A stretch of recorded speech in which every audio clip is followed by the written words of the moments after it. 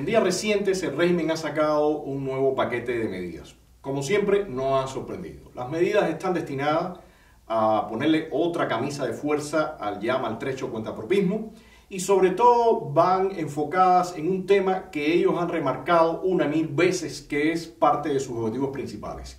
Y es que el cubano no pueda acumular riquezas, ni propiedades, ni bienes. Las nuevas medidas son una manifestación de la gran contradicción en que se encuentra el gobierno. Fracasó en 6 décadas en todas las medidas económicas tomadas por haber eliminado casualmente el sector privado, entre las causas principales.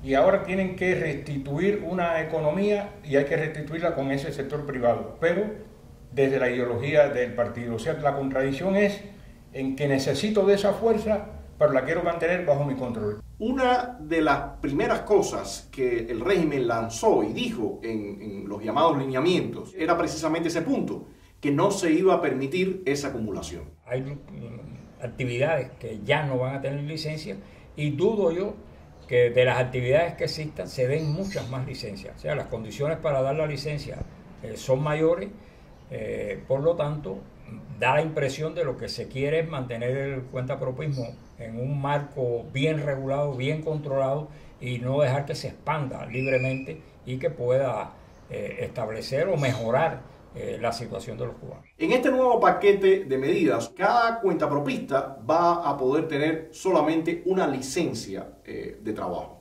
Si usted renta su casa, no puede tener un paladar. Si usted tiene un paladar, no puede rentar un carro. El patrón común es impedir que alguien se enriquezca, impedir que se forme una clase media en Cuba. Y eso lo definió Fidel Castro desde 1997, 96, no recuerdo bien el momento de aquel discurso, donde él dijo, tenemos que coger el toro por los cuernos, no podemos permitir que se forme una clase media en Cuba. Y sin clase media no hay prosperidad en la economía. Entonces, esas medidas van a limitar. Una de las viceministras que ha aparecido en esas charlas y conferencias que han dado, ha dicho que también van a ir sobre los prestanombres o testaferros. Ahora, esto se da ante 3 situaciones que son situaciones bastante graves. La primera, cuando ese trabajador por cuenta propia actúa para un tercero. O sea, él no es un dueño, él está, esos son los llamados prestanombres, los llamados testaferros, que él está prestando su nombre para enmascarar al verdadero propietario que tiene intereses de encubrir varios negocios del cual es propietario y está concentrando su propiedad. O sea, aquellos que han pensado que pueden seguir teniendo más negocios porque van a usar a otro individuo, deben estar precavidos de que ese es uno de los puntos en los que ellos van a trabajar y van a seguir más celosamente. Otro de los elementos en la misma línea es que usted inicialmente podía contratar 5 personas sin tener que pagar un impuesto. A partir de los 5 trabajadores sí tenía que pagar un impuesto y en contra de toda lógica ese impuesto era progresivo.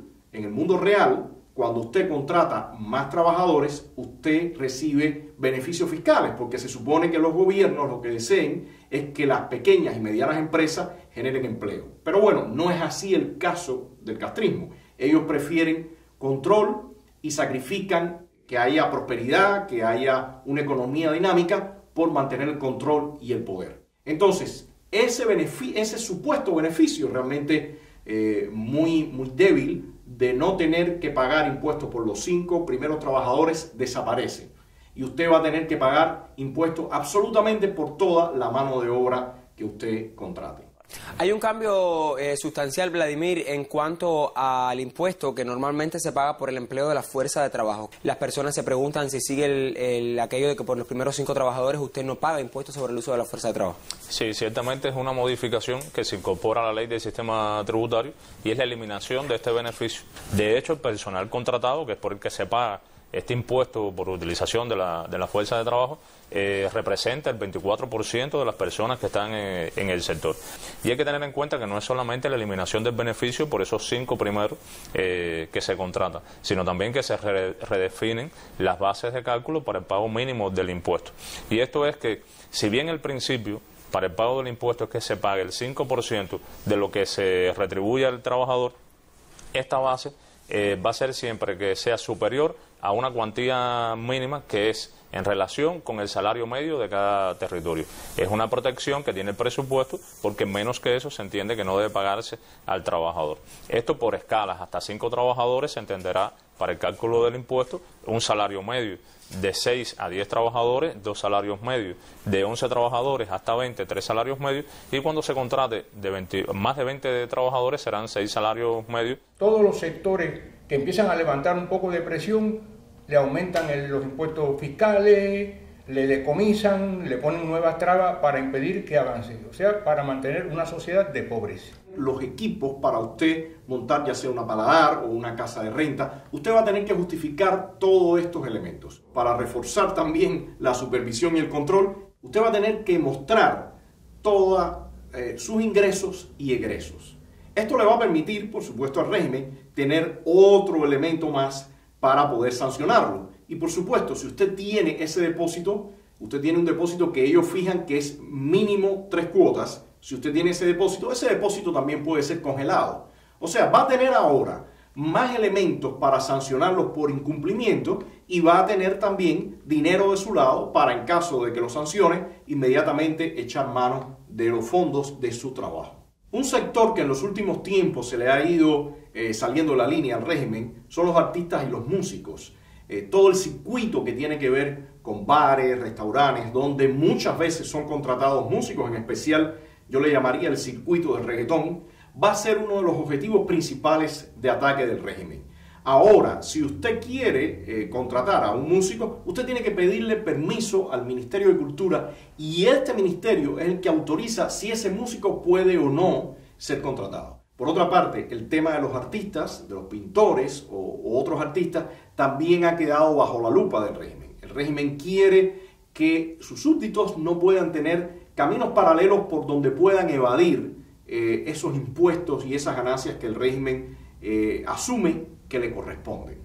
Hay un capítulo especial en todo este paquete de medidas que va directamente enfocado al tema del transporte. Durante años el transporte en Cuba ha sido un desastre. El régimen jamás ha podido cubrir ese sector como muchos otros, pero el transporte que golpea directamente a la población ha sido uno de esos sectores que siempre ha tenido al ciudadano muy incómodo. Yo viví en Bayamo, primero en Jiguaní, después en Bayamo, y toda la semana yo iba 1 o 2 veces con mi madre a acompañarla a vender ropa a los centrales azucareros en las zonas de campo. Y no recuerdo nunca que tuviéramos que estar en ninguna piquera, en ningún lugar esperando transporte. Ahí estaban los carros esperando para cuando se llenaban salir. Y todo era en particular, no había ningún carro del Estado. Y cuando se habla de ómnibus interprovinciales, habían 6 o 7 empresas aquí, cooperativas, la mayoría de ellas, con un servicio excelente y con precios módicos. Mi madre además venía, en los años 52, 53, 54, venía todos los meses a La Habana a comprar en los almacenes aquí al por mayor, que había comercio mayorista cuando aquello.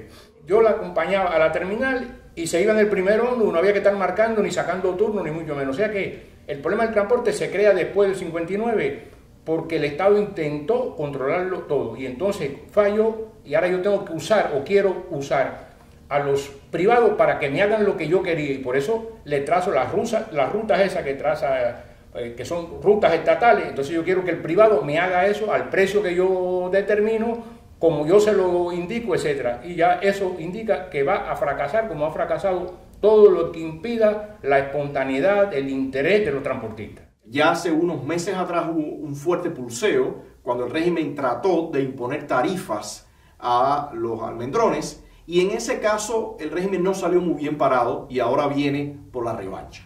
En este nuevo paquete de medidas el régimen está imponiendo 3 categorías para los taxistas privados. Primero, taxi de lujo o confort. La segunda es los taxis que van a estar integrados a las piqueras que van a abrir. Y la tercera categoría le llaman de taxis libres. La primera categoría, para contextualizar un poco, para usted entrar a ese grupo, usted tiene que en un inicio abonar del orden de 4.000 CUC, quizás algo más, y mensualmente usted va a tener que estar pagando 600 CUC como cuota mensual. O sea, imagínese usted este costo y este gasto para una economía y un turismo, porque principalmente estaría destinado al turismo, que realmente no acaba de despuntar. Que todas aquellas expectativas que creó el régimen sencillamente se han ido disolviendo. Está esta segunda categoría, que es donde van a tratar de empujar a todos los almendrones. es la de los taxis que van a estar asociados a piqueras. Si estoy, digamos, asociado a esta modalidad de taxi en rutas y alguien me alquila para ir a la playa, ¿lo puedo hacer? Se pregunta a este taxista qué pudiéramos decirle, porque estamos hablando ahí de dos servicios que coexistirían, o sea, el de taxi libre y el de taxi en rutas. ¿Qué está establecido? ¿Qué se establecerá en ese sentido, viceministra? No, en la licencia viene la modalidad del servicio que tiene autorizado. Él va a transportar pasajeros en la modalidad de taxi en ruta. Él no puede ejercer la actividad de transportación de pasajeros fuera de la ruta. Primero, ellos han usado una especie de gancho para decirle a los boteros que van a poder comprar, en el caso del petróleo, a 2 pesos por litro. Lo cual evidentemente se sabe que quizás funcione un segundo mes, pero en el mismo caso del Estado, muchas veces no pueden cubrirlo en sus propios automóviles o autobuses. Entonces, lo va a cubrir en toda la flota de almendrones que hay en La Habana. Bueno, sencillamente que lo crea quien quiera creerlo, pero es evidente que esto es una falsedad que están usando solamente en un primer momento como gancho.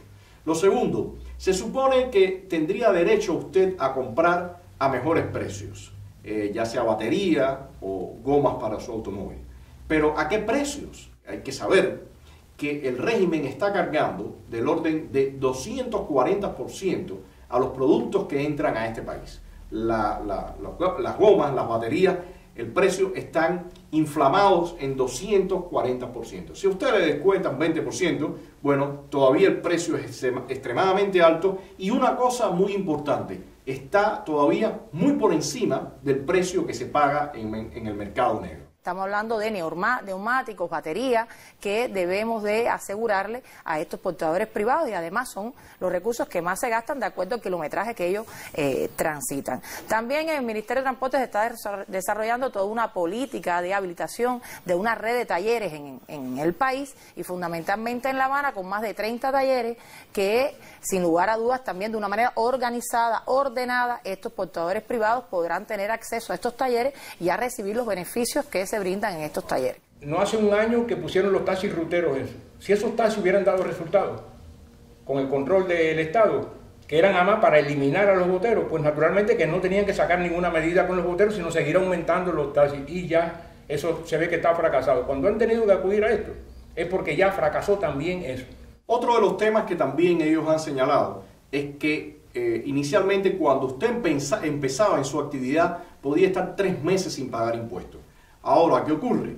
Como las personas están contra la pared, muchas veces piden darse de baja y nuevamente después integrarse, y de esa forma tratar de evitar 3 meses de pago. Bueno, ahora ellos han cambiado esa normativa, y en caso de que usted se dé de baja, que vuelva a querer entrar en el negocio, usted va a tener que pagar todo ese tiempo que supuestamente, según ellos, usted estuvo inactivo. Ese truco que de alguna forma se usaba para tratar de poder aminorar la carga de impuestos, en este momento se escapa.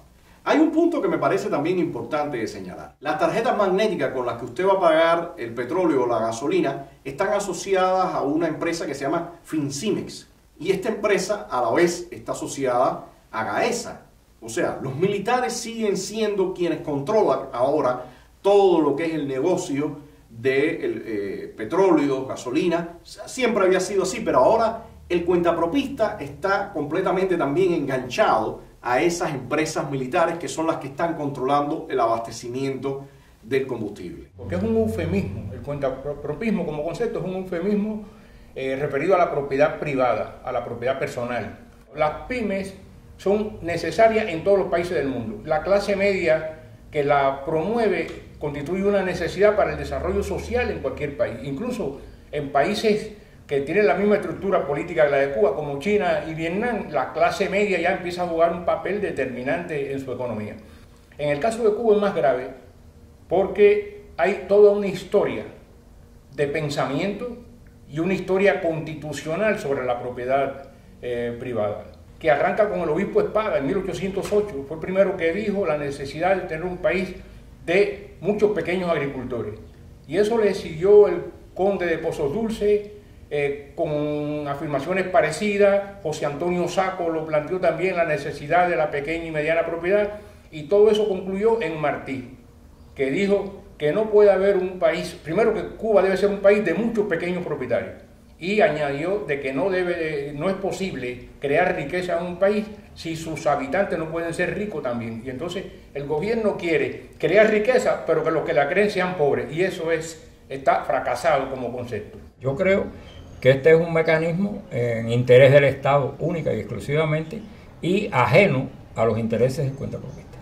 El régimen está dejando muy claro que todas aquellas ideas y fantasías de que el cuentapropismo era un primer paso para la apertura de micro, pequeñas y medianas empresas y que iba a crear una clase media y un sector empresarial, el castrismo está echando por tierra todo eso y está mandando un mensaje constantemente, porque no es solamente con este paquete de medidas, ya lo había hecho con los lineamientos, ya lo va a hacer con la nueva farsa de constitución que van a inventar, todo el dichoso proceso de consultas y todo eso.